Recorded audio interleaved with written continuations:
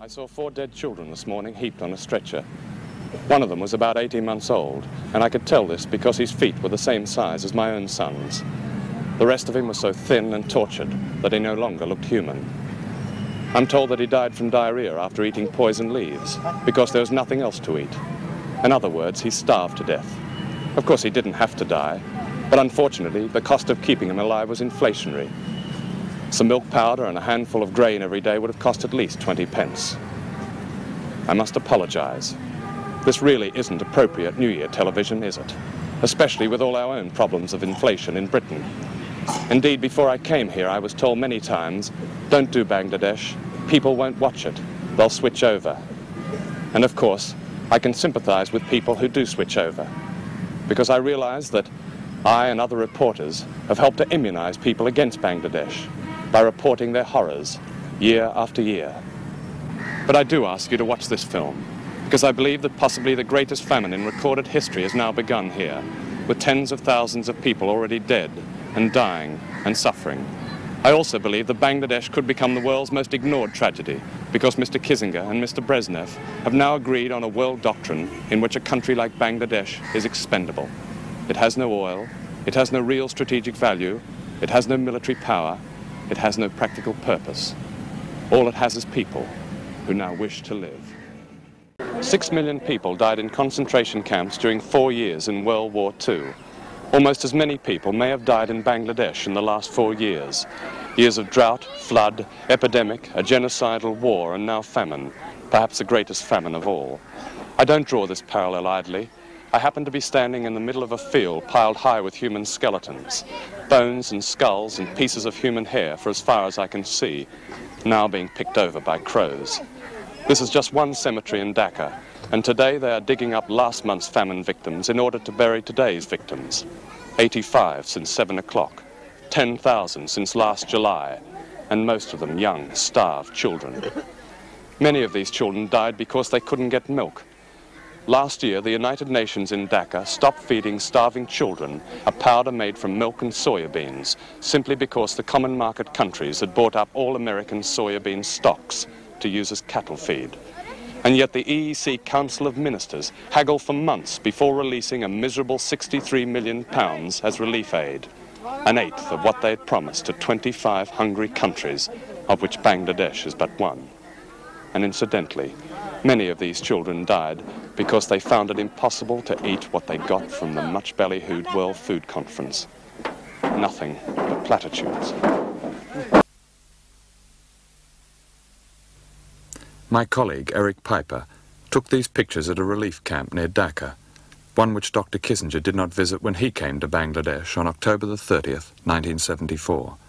On that day, a State Department official gave reporters an off-the-record briefing. He said, "Henry never wanted Bangladesh. With China firmly in place, there is no real strategic value here. There is nothing here, really."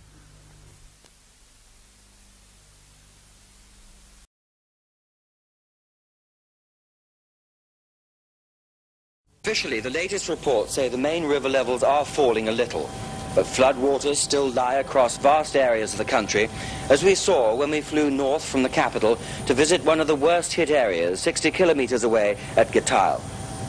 The country is still, quite obviously, in a terrible mess. Road and rail and telephone communications have been cut. Water wells have been contaminated, and so, ironically, there's a severe shortage of pure drinking water, a situation which can rapidly lead to widespread waterborne diseases. Time and time again, we saw roads which simply disappeared from sight. And everywhere, little islands, groups of homes, built on every slight rise, although in this district, over 250,000 homes have been destroyed.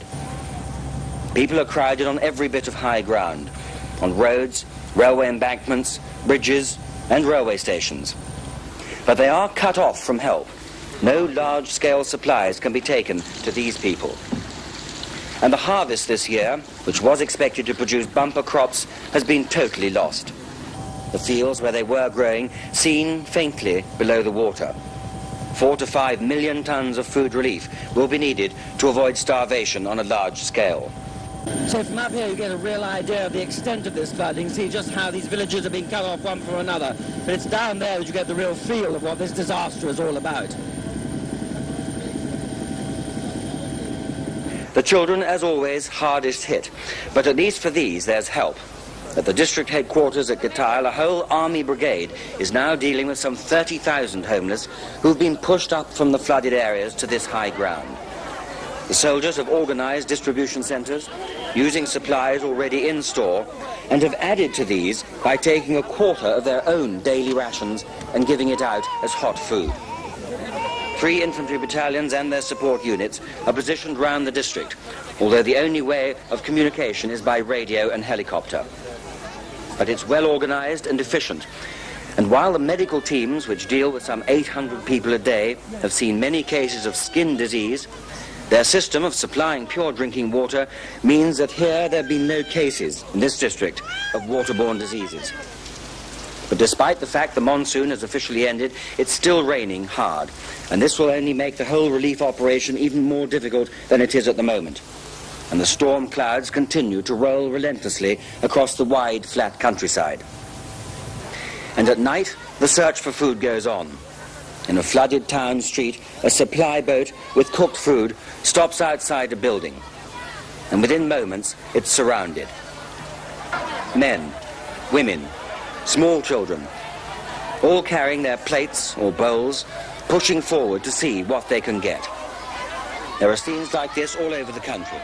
Private organizations, as well as official ones, doing what they can to help. Desmond Hamill, News at 10, Bangladesh.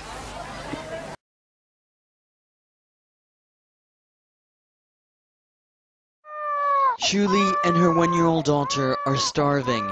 They are among the 10 million people in Bangladesh dependent on handouts from the World Food Programme. But it's only a matter of time before 60% of food relief programs are dropped.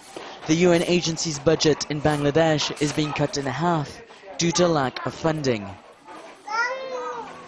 One can understand the developed nations wish to stabilize their own economies. That has to be a first priority. But what we're asking them to do is to now that signs of recovery are there, we're asking them not to forget developing countries like Bangladesh, where the situation is perhaps only getting worse. And as they roll out economic stimulus packages, recognize that this is one world and we need to help those who are the longer-term victims down the chain of this economic downturn. Over the course of the global economic crisis, another 7.5 million people in Bangladesh fell below the UN's poverty line of $1 a day. Millions of them are farmers from the country's northwestern floodplains. The paddies that they have just planted will not be ready for another 4 months. Every year during this time, their families fall victim to seasonal famine. There is a gap between planting and harvesting season. And at that time, they have no food. They usually skip the meals, 1 meal per day, sometimes fasting. They can't buy food because they have no money. At that time, they only depend on this food from WFP. Either that, they will die. In 3 short months, this program will be cut, leaving 3.5 million people who have fallen victim to the seasonal famine to their own devices. Now, there's food on the market, but because of the economic crisis, food prices have shot up dramatically.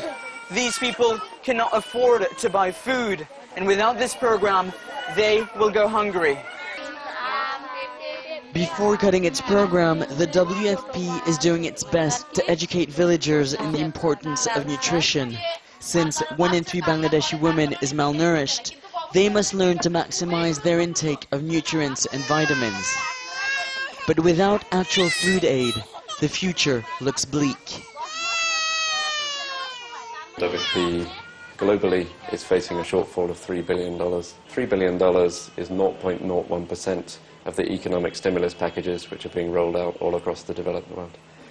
That, I think, is a message which absolutely has to pass in Pittsburgh.